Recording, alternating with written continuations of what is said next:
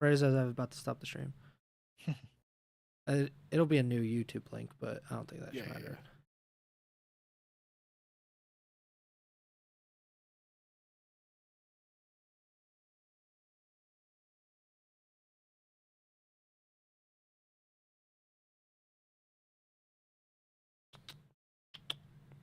You sound fine on the YouTube because I was behind.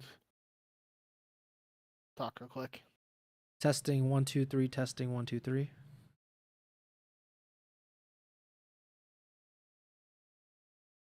Yeah, you're good on Twitch too.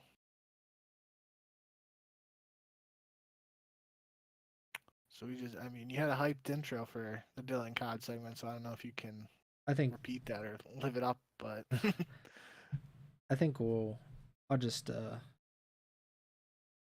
just hope that it recorded my end of it, like on my computer and stuff. But I'll give like an abbreviated intro, and then I could try to splice it together if it did record it. So we left the biggest news, the best news for last, because I don't know, like this seemed to be quite literally the most random thing to ever happen in Call of Duty. So this happened October 12th. So what was that, Sunday? I don't know. I was on Twitter and I think I saw Simp's quote tweet, but he was perplexed, and I think pretty much everybody in the COD community was perplexed by this. The return of DylanCoD, a guy who literally just disappeared seemingly off the face of the planet, probably 6 years ago now, 5-6 years ago, just completely gone. I don't know if he said anything to his teammates. I don't know if there was any kind of heads up, and he just at one point was one of the better players in the world during Black Ops 4, and then just disappeared. And now he has popped right back up. He is with the Belfast Storm, which is a team in Northern Ireland. And I would love to know what Justin Binkowski's reaction to this was on Sunday afternoon after watching the Pittsburgh Steelers bludgeon the Cleveland Browns.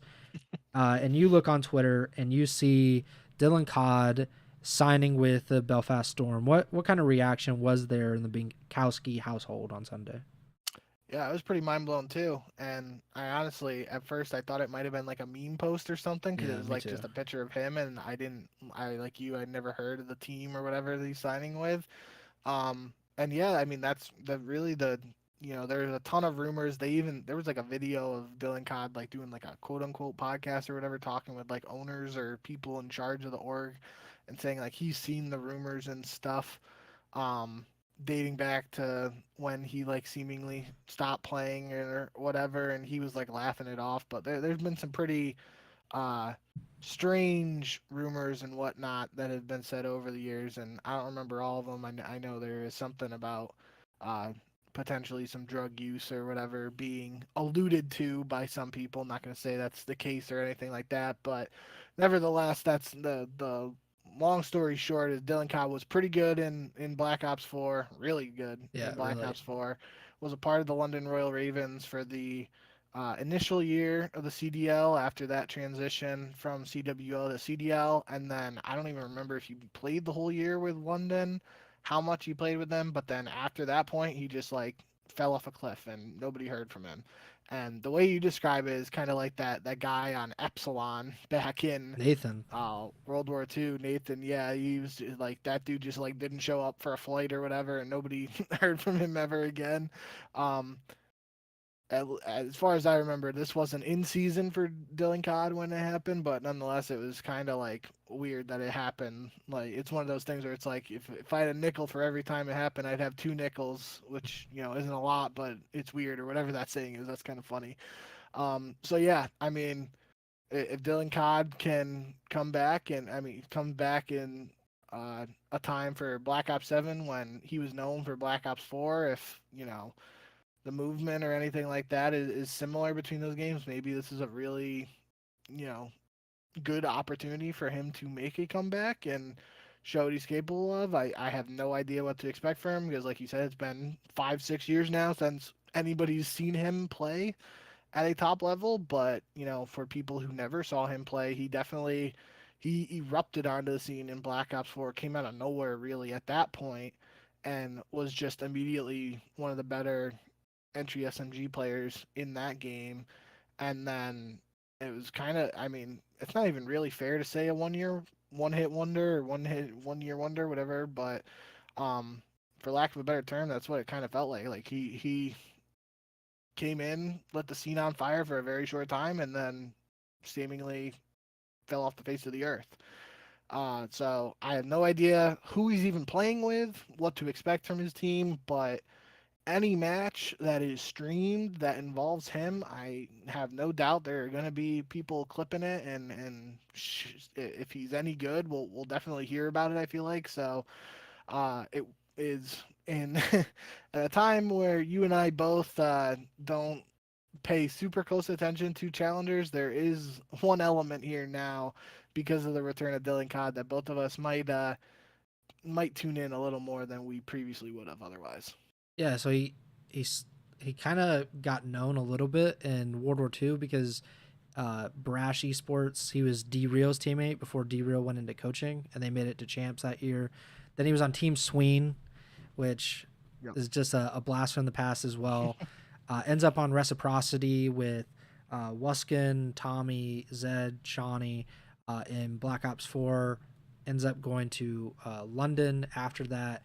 And then his last event was CDL Stage 2 Major in Cold War. So it was April of 2021. So it's been 4.5 years. He was playing with Shawnee, Zed, and Pollex.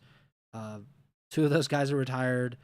Pollex did retire, but he's back. I think though. But yeah, I don't know. Like, it's just COD is weird. Like this can't happen in traditional sports. People would be tracking down this person if they just disappeared. Like, there would be like a manhunt going on if somebody I don't know, like if Dylan Gabriel just disappeared one day, like people would be like looking for him. And we finally found DylanCoD, and he's in Belfast apparently. Good luck to him. We will definitely be doing some periodic what's DylanCoD up to updates throughout the season. And the last thing is Black Ops 7. Obviously we're kind of running short on time, so I'll just say like the biggest news here. The skill-based matchmaking, this is basically what I've been seeing a lot of on social media over the past week or so. I don't know how this came to be. Obviously, there's been the debate about skill-based matchmaking for a really long time, basically since it came in to COD, or since it was increased, or the effectiveness of it was increased. But I don't know what sparked this most recent flurry of tweets, even before they talked about it. But apparently their Treyarch is, I know Treyarch originally said that they had no control over skill-based matchmaking. I remember seeing that tweet. It was like, that is not a studio, a studio problem. That is higher above us. And basically like, that is something that Activision / Microsoft forces us to do, and we just have to kind of deal with it. It now seems like skill-based matchmaking, at least to the extent that we've seen it, will not be in Black Ops 7 to start at launch. They're a little shady in this, in the wording. They say that it'll have minimal skill consideration, and that'll be the default for multiplayer matchmaking. That's very vague. Minimal to some people is very different from minimal to others. So I would like to see what their minimal is and what that actually constitutes. But just in general, what do you think of this kind of whole drama in general, and this news that there will be minimal skill-based matchmaking in Black Ops 7 to start? Yeah, the biggest thing that I've been seeing surrounding this is a lot of people are speculating that it's pressure put on by the looming release of Battlefield 6, which now at this point has been released, I believe, Yeah. or is like out in early access or whatever. I know I've seen people streaming and I haven't watched it, but I'm pretty sure it's like officially released at this point. Um, but at the time when they made the change during the beta to do this like minimal SBMM or whatever, like that's what I was seeing. A lot of people is like, oh, I wish Battlefield would come out with a game every year if it's going to cause uh, the COD devs to make changes that people have been asking for years. So um, I was telling you before we went live, I couldn't find the clip, but I knew I saw one of Havoc playing in the beta with someone on his team that just looked like they had absolutely no idea what they were doing, looking up in the sky, not even shooting their gun or whatever.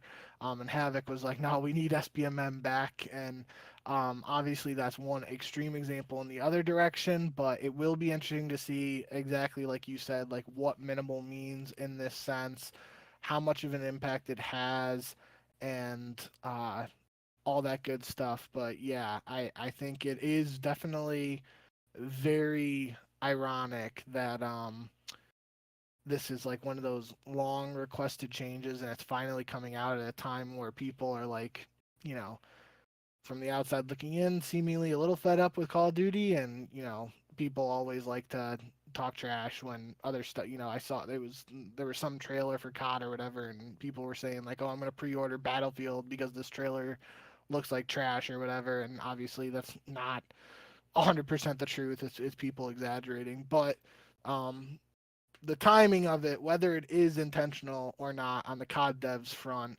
uh, nobody can deny the timing and when this is actually happening is a little sus, and at the very least.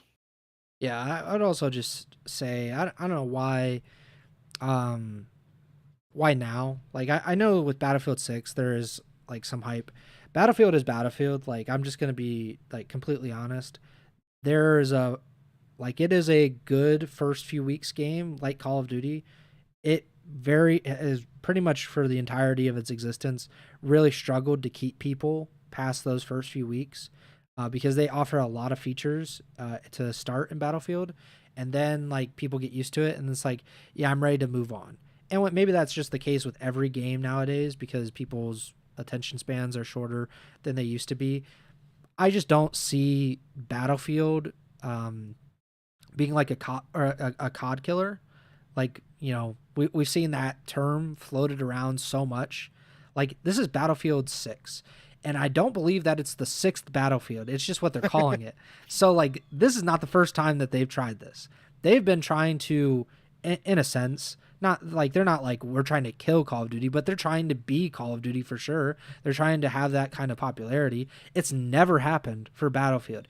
It's not going to happen for Battlefield 6, even if people really, really enjoy it, as they seem to be doing right now. I saw that I think Simp was streaming Battlefield. That being said, like, it's just that's not going to be the case. I'm not going to complain though that they're making changes based on this perception that people might leave Call of Duty for Battlefield, even though I know that won't be the case for the vast majority of the player base. I think that's just good in general, that whether it be Activision, Microsoft, whether that be Treyarch or any of the other developers, that they heed the actual feedback that they get from the community. I would also like them to extend that to the CDL community. So please tune in on Twitter as people complain all season long, and please heed that feedback as well, because that's how you're going to make this game fun. That's how you're going to make the CDL fun. That's how you're going to get more fans involved when they actually feel that their voice matters and that what they say is of consequence and what they do is of consequence. Because if they say this game sucks for X, Y, and Z, and I'm not going to play because of X, Y, and Z, and then you don't fix X, Y, and Z, people leave, and then you're like, I don't know why they're leaving. I don't know why they're not playing Call of Duty past, November 17th, and, maybe change your game. So hopefully this is a sign of good things to come for Call of Duty just in general, that Treyarch, which is by far has always been the best developer studio, even though I do have love for Sledgehammer too, IW can go jump off a cliff for all I care. Like, absolutely never, ever again should ever touch Call of Duty at any point. But Treyarch is great, and I hope that they're going to really listen and really fight for some of these changes. This is a really good first step, but again, like I said at the top, it's really going to matter what minimal means and how that is perceived by players. Because if players go in and they think that there's not going to be any skill-based matchmaking and they get into some real sweaty lobbies, they're going to be even more pissed than they were when they had skill-based matchmaking and they were told to just deal with it. How it ends up, we will have to find out next month when Black Ops 7 officially releases. And but yeah, I think that about does it. I don't know if you had anything else on the topic before we get out of here. But yeah, it's obviously kind of a longer show. We had some technical difficulties near the end. I think the fact that DylanCoD's name was mentioned knocked out my internet, and I don't know. He maybe made it come back. I don't know. Maybe he has that kind of power. We haven't seen him in a while. Maybe he leveled up a little bit. But yeah, we appreciate you guys listening and or watching the podcast. We know it's been a few weeks, but we're getting closer and closer to the beginning of Black Ops 7, which means that we're getting closer and closer to the beginning of the 2025-26 CDL season, even though I know that Bink does not like me saying it like that. But yeah, we're getting close. It's supposed to be early December when the CDL season starts. So that means we're under 2 months away from the beginning of the season. We still don't know a bunch of these rosters and how that will end up working out. But I guess that's kind of the fun of it as well. We appreciate everybody tuning in. Please like, subscribe, or follow the podcast feed wherever you're listening or watching on. We're on Apple Podcasts, Spotify, Amazon Music, and also YouTube. Please subscribe to the YouTube channel.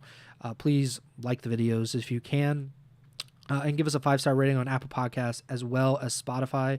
You can follow us on Twitter at jbink with 2 Ks, at Preston Byers, and the podcast Twitter's at Ego Chall Podcast. And next show will be determined at a later date. It's the same thing that we've been going through. We want to get enough stuff together before we actually do a show. DylanCoD could have been its own thing. If that dropped 2 weeks ago, we could have done an emergency pod, but we waited, and here we are. But yeah, thanks for everything, guys. And Bink, take it away. Yep, appreciate all you guys. Thanks for all the support and all that good stuff. Like Preston said, pretty TBD right now, still the schedule until we get into the nitty gritty once the season starts and all that good stuff. But yeah, hope you guys enjoyed today's show. Stick with us, all that good stuff, and we'll see you back here whenever we do go live again. So until then, remember to send the chow.